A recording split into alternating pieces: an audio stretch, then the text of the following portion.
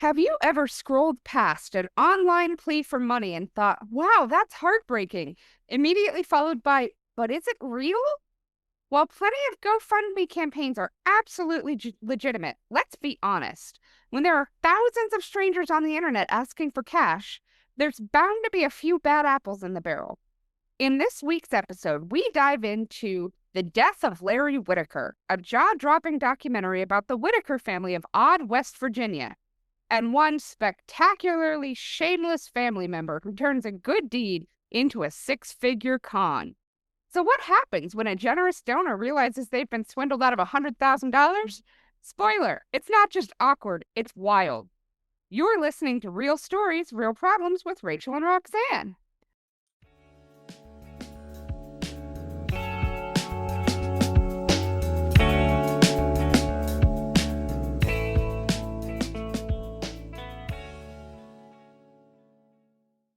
How are you doing today, Rachel? I'm good, Roxanne. How are you? I'm excited that you agreed to do this one for me because I've been following the Whittaker family for an unbearable amount of time. Oh, yes. I mean, you are just as much part of this podcast as I am. You should get to choose the documentaries sometimes, too. Yeah. Even if it is the Whittaker family. Even if it is the Whittaker family, yeah. So yeah, this documentary was about Mark Leiter. Leiter, that's how he pronounces his name. And Mark Leiter is the very wealthy YouTuber. And his show was called Soft White Underbelly. I really recommend you go check him out. He interviews basically the downtrodden members of society, sex workers, drug dealers, pimps, drug addicts, basically the unseen, the people that are unseen. And he is very generous. When he interviews them, he sets them up in a very nice hotel. He gives them a very nice stipend. Unfortunately, a lot of that stipend goes to drugs and to continue because there's no follow-up, unfortunately. Yeah, I will say the thing that I learned from this is Mark Leiter does not know how to help people. No, he really doesn't. And when we get into the Whittakers, his problem is he doesn't hook them up with any money guys, any financial help. It's just he throws money at the problem and then goes on to something else.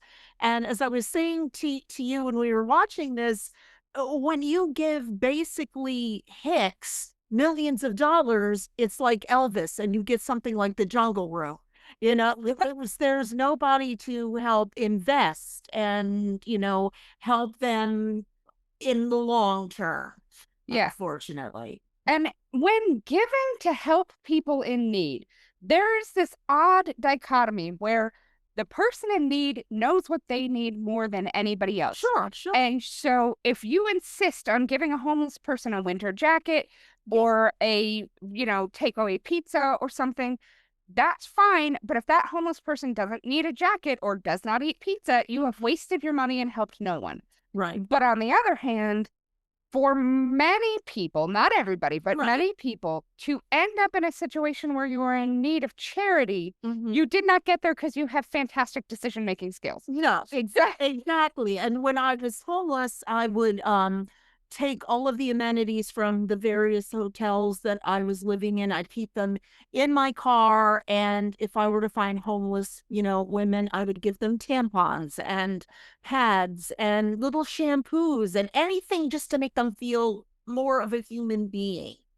Yeah. And it's so hard because you don't want to just hand money to someone who's a drug addict because you know where that money's going to go. In their arm. But at the same time, like, if that drug addict isn't going to take any other help or doesn't need any other help, like, how do you just have to kind of feel out each situation on your own? Right. And like, for me personally, I'm a relatively picky eater. I came late to figuring out that I have what's called ARFID, avoidant restricted food intake disorder.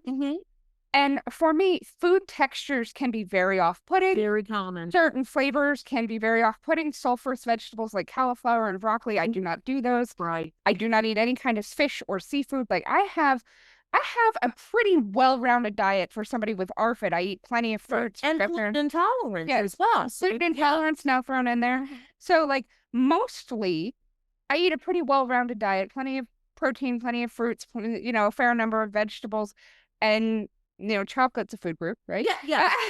Yes, it's dairy.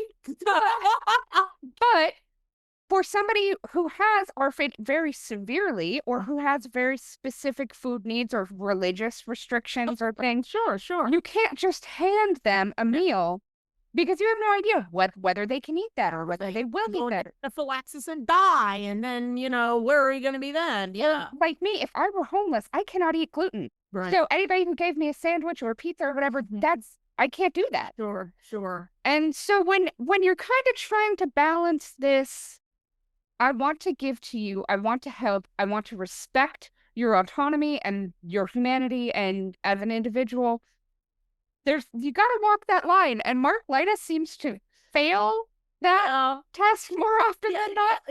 Yeah, absolutely. Because when he goes to visit people like the Whittakers, he just sees what he sees. He doesn't do any background research. I mean, it's just him and his cameraman.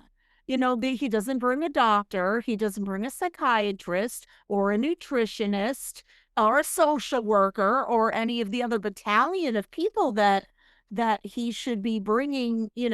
He's never brought any of them to a doctor, to a clinic, to find out, maybe they do have a condition like that, or diabetes, or or a food allergy that could kill them. So he just throws money at the problem because he has a lot of money. And I think his heart is in the right place, but because he's so busy keeping up those YouTube numbers and those views and the subscribers, it's like out of sight, out of mind, until the Whittakers write to him and ask for more money. And that's what this documentary is about. Why do they need so much money? The Whittaker family live in a town called Odd, West Virginia, which is just so perfect. They are allegedly, and I've seen many documentaries on this because I've been following the Whittakers for years because I'm that way. They are the most inbred family in America, and this has gone back generations. And the reason that West Virginia is the most inbred state in the Union is simply because of topography. It's in the Appalachians, and before the advent of cars, and even regular cars have trouble transversing over the mountains and whatnot, and horses and carriages certainly couldn't. And in order to work the land and till the land, families had to be as big as possible. Infant mortality rate was huge. Maternal mortality rate was huge because, again, no doctors, very limited knowledge of childbirth and, what was safe and not safe. Childhood diseases took away, industrial accidents took away a lot of people. So it was very difficult for a family in West Virginia to interact with a different family, thus expanding the gene pool. So they just all interbred among themselves, just for getting those bodies to work the land. I'm sure that it was not just that, oh, well, we need kids. I'm sure there was more like, this is who you have access to build relationships with. The human condition is that you want a partner, you want love, these are things we want. And so if you are somebody who has been geographically isolated, exactly, that's going to happen. And as a linguist, I did a whole paper once on the Hatfields and the McCoys, because each individual family, and they were separated by 50 or 100 miles sometimes, they developed what's called an isogloss. They were just and you could hear from the Whitakers, they pronounced things weird to the point where the closed caption just gave up, a couple of times. That lack of communication caused hostilities between the clans, and I'm using clans as in families and not clans with a K. Right. And that little bit of miscommunication caused, the hostilities between the clans. And, that's where those arguments and those fights came out. Pretty much everybody was illiterate with the exception of the Bible, and of course the language of the Bible is not the language of today. So there was, and as far as church goes, you couldn't get to a church. You had to have a traveling preacher come, and the preacher could only show up maybe once a month, because he had a horse too. So and so the Whitakers, I mean, I was trying to keep track, and there were cousins who were also mothers and children, and double first cousins, and you could certainly tell after many generations of this, the congenital defects that that they had. Poor Ray in particular was raised by dogs, so he could only bark, but he so clearly had stuff he wanted to say. Yeah. And when you think back about human history, sure, it is only recent that we have figured out that inbreeding is a bad thing. Yeah. Charles Darwin, yes, was one of the first that I am aware of to look around and be like, oh no, he married his cousin. Yes. And they had kids, several of whom died, several of whom had very severe disfigurements. And then he was working in his garden and watching the tomatoes. And as he was watching them, when they bred within what were their own genes, right, they did not survive. And he was one of the first that I'm aware of to put to writing to be like, oh shit, is this me? Right. Did I do this? Well, sanguinity is a very, and even when we look at the royal family, not just British royal family, obviously, but the Habsburgs. Oh my God. The example. If you look at paintings of the Habsburgs, sure, it's very clear that it is important to spread the gene pool. And if you interbreed with a very small group of people, you are going to end up with severe deformities and disfigurement. Exactly. And infertility, because nature went, not anymore. And hemophilia and mental illness. And I mean, because nature will find a way. Now I'm quoting Jurassic Park. Oh God, you should be. It's the best movie ever. Right? Yeah. nature will find a way to weed out things. I mean, and so many miscarriages back then because nature said this is not going to be a viable pregnancy. It will kill the mother. It will kill the child, and we're going to try again. Yeah, and so the Whitakers have been basically in this tiny town and just among themselves. Very few other people, just among themselves.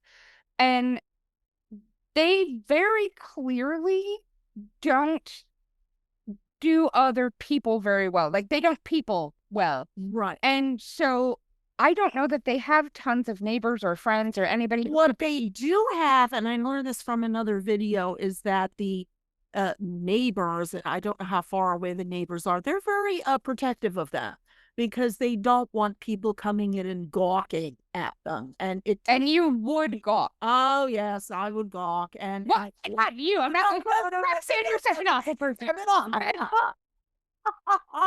like, if you were to see them, if you watch the documentary, and if you're interested, you really should. Oh yeah, and there's lots of them. Just go to Soft White Underbelly and type in Whitakers, and there's lots of them. But you can see, like, their eyes don't go the same direction. No. One of them has an eye that's kind of sliding off their face.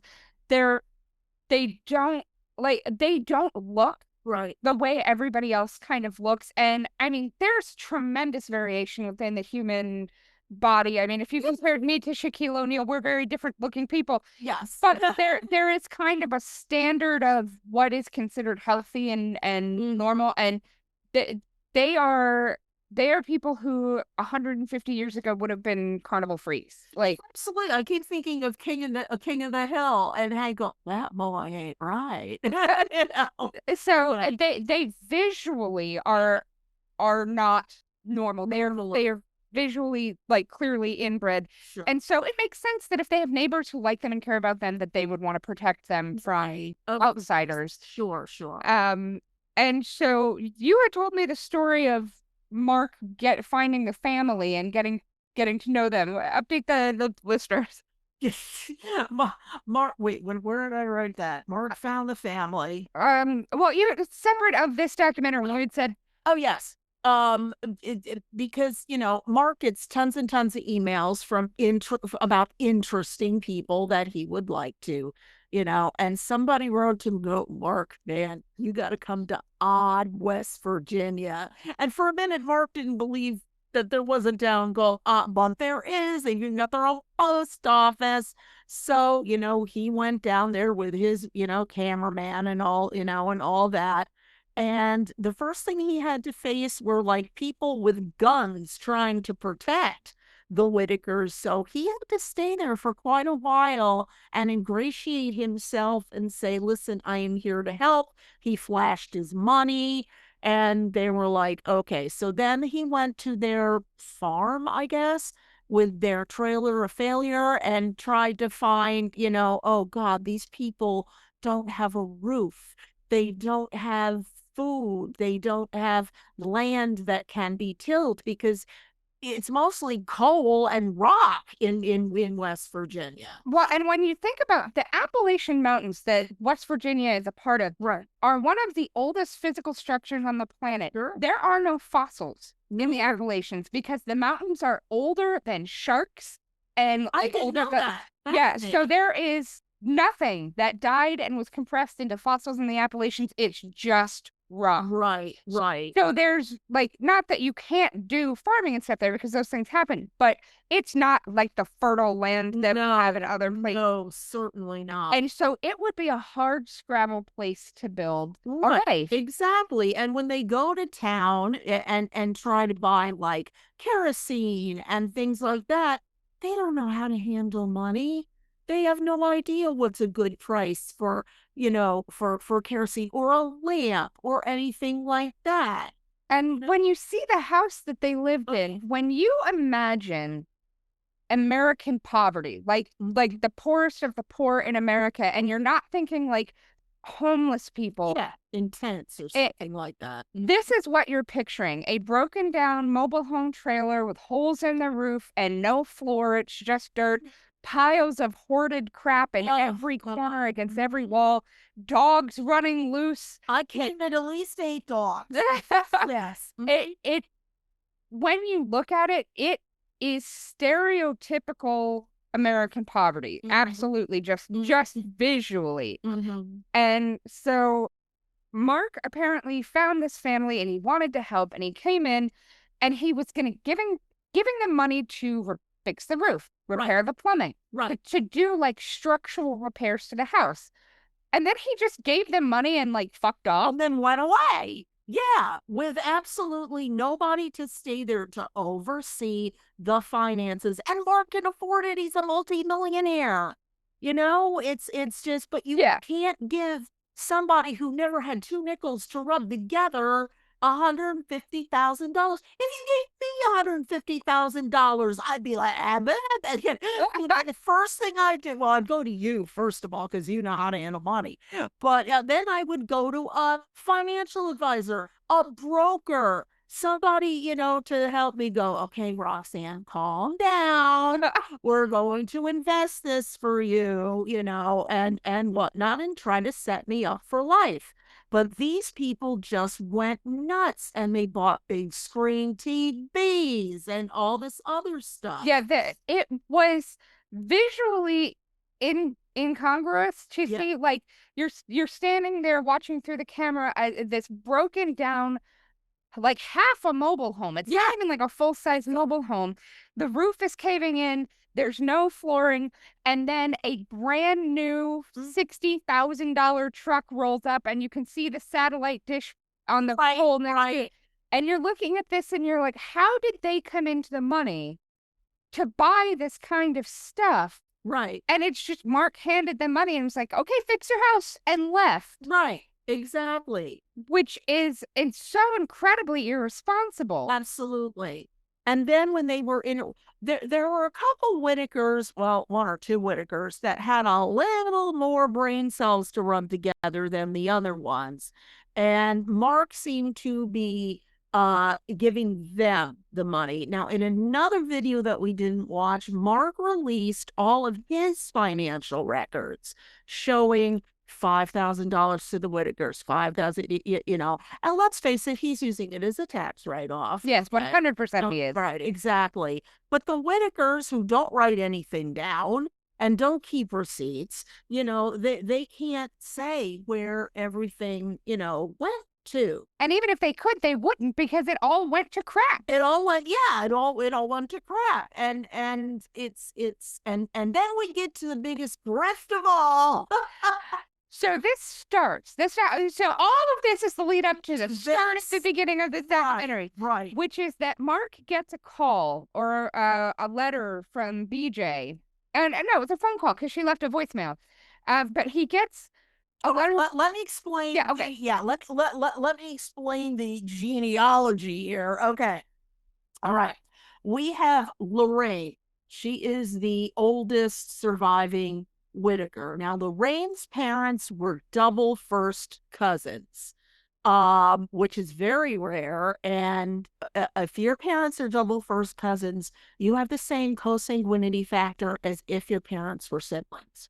Okay, so from that unholy union came another daughter named Lorraine and Timmy. Now, Timmy and Lorraine were fraternal twins, and they are the ones with the eyeballs sliding down their face. Ray, the one that only barks because he was raised by dogs, may or may not be an uncle or a brother. No one knows exactly Ray's parentage, but he looks like everybody else, so it's safe to assume. Timmy is nonverbal like Ray, but he doesn't bark. He just makes weird noises. Ray and Timmy understand each other. And Lorraine understands Ray.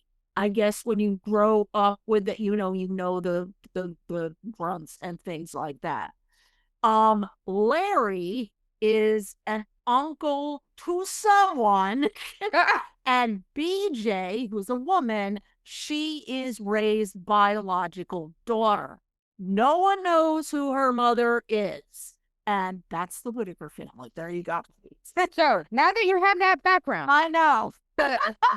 BJ is the smartest of these family. The most verbal, at least, and can do minor math. Yes. I'm going to call her the smartest. I'll explain why. Okay. She calls Mark and leaves this sobbing voicemail about my dad died and we can't afford to bury him. And is it like, she's convincing in this voicemail.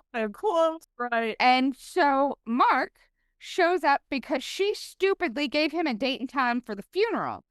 And he shows up to attend the funeral. And then Larry wanders in all alive and stuff.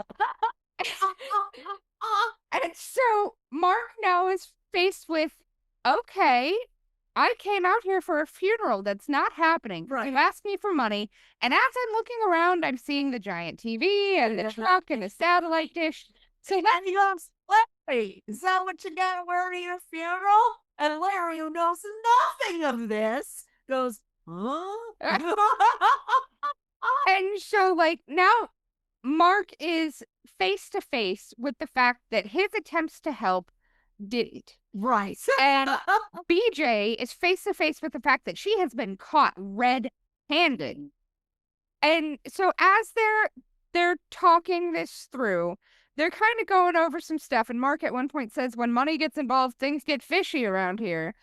And Roxanne and I actually had talked during the documentary Because with $150,000 in Odd, West Virginia, Oh my God. they could have had the nicest house in Odd, West Virginia. Absolutely. And Like, a nice yard and an upkeep and all sorts of nice things. Sure. that was enough money to buy them a palace where they lived. Absolutely. And Like Connecticut or New Jersey where you could buy shit. California, or, anything like. Absolutely. So it had to have been a little bit shocking to walk up and see that you gave them enough money to buy what is a mansion in their town, and they blew it on crap. And tallying up the money and being like, this isn't $150,000 worth of crap. Where'd the rest of the money go? And so then we find out that BJ has a drug problem. Oh, yes. And it was heroin and crack. Crack, right. So she is talking to Mark. At first she runs. She runs into the house and she shuts herself inside. She locks herself in the trailer. Yeah. And so Mark is standing there, talking to her through the door and talking to everybody standing outside. And to Mark's credit, he is so kind to every one of these people. He treats every one of them with respect. And you can tell, not which one was the one that could only bark? Ray. He's talking to Ray, and very clearly Ray's eyes light up that someone is trying to have a conversation with him. That they're saying things to him and listening to him. Right. Ray can identify a nice soft tone of voice, facial expressions, and all that. And remember, Mark is used to dealing with drug addicts. At least 80% of the people he interviews in Soft White Underbelly are drug addicts, so he gets it. Yeah, and so he is so kind to these people, and not just in a I'm throwing money at you kind of kind, right? But treating you with respect, like you're people who are deserving of conversation and all of that. And fell on hard times. And so he's talking to them outside, and I think it was what was her name? Lorraine? She was standing there and trying to talk to Mark, and you could see she was trying to parse out, because she didn't know her dad was supposed to be dead. But then you kind of saw when she was like, oh, I was supposed to know this. BJ told me not to tell you. So she's kind of putting it together, but she doesn't have enough wherewithal to hold on to the lie. So with Mark showing up, it never would have occurred to her that anything was wrong. And it never would have occurred to her that she actually had to hold on to this lie to tell him. Because she kept saying, I don't know. Nobody told me. I don't know. And so when BJ comes out and she explains to Mark, I'm sorry, I've developed a drug problem. I'm getting methadone, but they're not giving me very much, and they need to increase my dose, and I can't get it every day. And without getting methadone every day, that is a problem. Yes. And so he's talking to her, and where is she getting the money for these drugs? And some of it was the money he gave her. Some of it she's pawning or selling the things that they bought with the money. And so she is talking about, I need to get out. I need to just get to North Carolina. I need to be someplace where I don't know how to get drugs, because here I know how to get them. Right. And it's a problem. Right. And part of this, and she talks about, she had been going to a pain management doctor who had been giving her pain meds and then stopped. So her drug problem very likely is due to the Sackler family. Just like most of the people in Appalachia who have drug problems, it is because opioids were flooded into this area, prescribed like candy, and then, oops, it's addictive. Right. We're just going to stop and hope the addiction goes away. And instead it drove people onto the streets. And the stuff you get on the streets, you don't know what the fuck you're getting. You really don't. So in my notes, I wrote, thanks, DEA. Yeah. Her story, despite the fact that she didn't really have the eloquence to tell it in the most coherent way, her story is the same as every other addict in Appalachia who is facing, okay, you were given all these opiates and now we're taking them away, and now it's up to you to manage this. And so you can tell she is trying to process this, and she is trying the best she knows how to fix this. Sure. But after generations of inbreeding and no real education, the best she knows how is not very good. Yeah. And so she's just kind of stuck with this, and all she could figure out was she needed to keep bilking Mark for money. Exactly. And so that's where she came up with this "my dad died" theory. Right, exactly. Mark became her dealer, basically, and I'm sure, Mark didn't know it was all going to drugs until he showed up there. He wanted to know, wait a minute, they're still living in squalor. They're wearing the same clothes they were wearing, 4 years ago when I first started helping these people. The roof still hasn't been fixed. The flooring still not, there's rats all over the place, you know. Yeah, it was not good. And like so many people of that age who were raised by children of the Depression, they don't trust banks. They squirrel the money around the house. Which I'm sure is just great when your house is not moisture. Oh, I know, right. Not to mention with drug addicts in the house. Oh boy.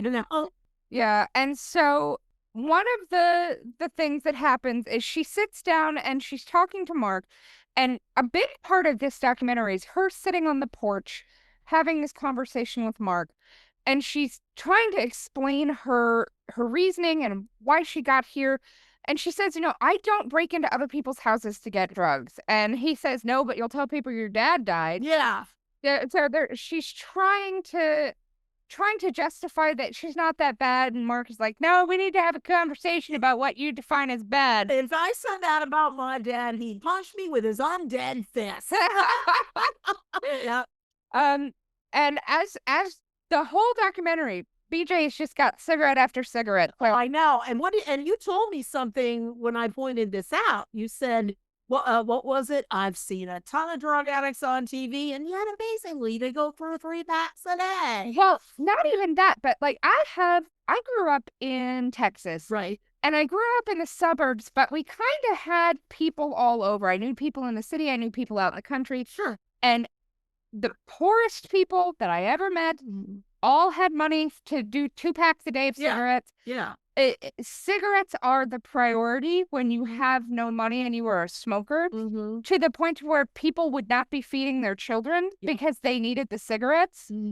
And it's very common. If you read even Angela's Ashes by Frank McCourt, which is a story of poverty in Limerick, Ireland, he makes the same comment about his mother that you've always got money for cigarettes, but we're not eating. Right. And it's so yeah. This is very, very common behavior among people who are smokers. Right. Which just goes to show how addictive smoking is. Exactly. Sure. But yeah, so they're talking about all of this stuff, and Mark is there, and his solution is he wants to fly her to North Carolina for a change of environment and give her a couple $1,000s. No, it doesn't talk about rehab, doesn't talk about anything. What you gonna do? Get off the plane in Raleigh and then just like wander around the airport? And she has no relatives there, no friends. She's gonna be worse off in a way. And one of the things that I found on YouTube poking around researching this is an entire 40-minute video about people being furious that they donated to this GoFundMe to give money to the Whittakers, and it was just wasted. Exactly. And so now Mark has to balance, yes, you donated money to try to help, and it didn't help, and so I apologize, and here's the steps I'm taking, but he's not really taking any steps to do anything different. No, he's not giving it back. And so the easy solution to this was that when Mark rolled into town to help the Whittakers, not a dime should have been given to the Whittakers. Right. It should have been, I'm going to pay for a plumber to come in and fix your plumbing. I'm going to give the plumber the money and he's going to come fix your stuff. Right. I'm going to pay a roofer to come fix your roof. You're not going to see the money. You're just going to see the new roof. These are the steps that could have been taken. And even if it went as so far as, I am going to have a grocery order Instacarted to your house every week. Absolutely. You tell me what you want, and I will set it up and pay for it. And then go for the creature comforts, like new furniture and things like that, and make them feel human. Yeah. And when I was homeless, that was the biggest thing for me. I didn't feel like a human being. I felt like a drain on society, and I didn't even have Mark Whittaker. Well, and for you, when you were homeless, I know you did a GoFundMe or two in an attempt to kind of cover some stuff. And that is so hard to ask people for money and to know that everybody on the other end of that, like some people will help, but most people are just judging. Mhm. And And I got emails about that. I got oh my God, people eat. oh, yes, I got, oh, you were elected most likely to succeed in high school. Oh, how the mighty have fallen. Yeah, oh, yeah. I mean, fortunately, they were few and far between and far outweighed by the number of friends that, and like I had two friends who were professional chefs and they sent meals to whatever hovel I was in at the time. It was and that was a wonderful thing because that was helpful. Like, like you said about Mark getting a new roof or something. That was something I could use right then and there. But yeah, I got the oh, I see, winner of all the prizes at graduation and look what you're doing now. Yeah. Yeah, and I mean, at this point, you and I have talked about it. You're talking to a therapist about it. Yeah. We believe you have undiagnosed ADHD, Right. and that has made life hard for you. Oh God. Because anybody who's ever had ADHD or loved someone who has ADHD understands how that impacts your ability to organize your thoughts, hold a job, maintain your finances, like all of the things that you have to do to be a functional adult in our day to day. Right. ADHD makes that very difficult. Yeah. And with women, it doesn't show up the same way it does with men. It's not nearly as obvious. But I truly think had somebody figured out a decade ago that ADHD might be a problem for you, you never would have ended up homeless. Oh God. Yeah. We'll never know. But hopefully once things get, I get medicated and diagnosed and everything, I'll suddenly go, oh, here it is. Right. Yeah. And there's this weird thing that happens when you suddenly solve a big problem you've had for a long time, where you then have to mourn all the things that you should never have had to have dealt with. And I mean, for me, when I figured out my gluten allergy, which is not nearly the same thing as ADHD or a drug addiction or any other larger problem, but I sat, like, there were 3 times that I remember I pulled the car into the driveway and I sat and I just sobbed because I was so happy that I felt better. My joints didn't hurt and my body, like the chronic fatigue and stuff was gone. But to know that I had this problem for years and years and nobody, I went to so many doctors and they're like, have you tried not being fat about that? And right about being sad about that. Oh, that's great. And so every time I would go in and be like, here's all these things, they'd be like, you should lose weight. And it turns out when I got rid of the gluten, the weight is just pouring. It is. And so knowing that I'm sitting there, knowing that all of these people that I paid professionals to help me did nothing, and that I was basically doing this myself because I didn't know I was poisoning myself. Like, you go through this mourning for that.